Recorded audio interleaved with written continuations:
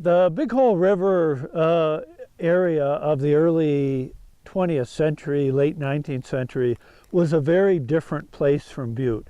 Whereas Butte consisted mostly of bachelor miners who were trying to strike it rich, working underground, the Big Hole River Valley and the community that formed there was very much a family-oriented community.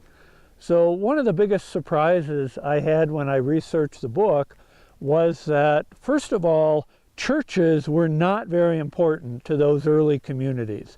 That was not even on their list until oftentimes the second generation of settlers. However, the initial homesteaders, these young men and their wives and their children, their top priority was a schoolhouse. And they were quick to build these schoolhouses. They were quick to vote taxes on themselves in order to pay for free public education for their children, for their neighbors' children. And also, as an interesting part of that story, the young female school teachers that came in to work at these places often became brides of the young ranchers. Many examples of that. One of my favorites was Miss Hagenbarth, Jim Hagenbarth's mom, and she worked initially as a teacher, but then also became school supervisor for Beaverhead County.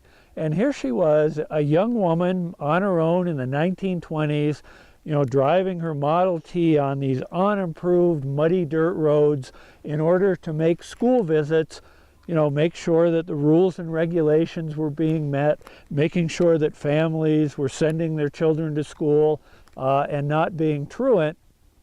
And sure, she got stuck on those roads.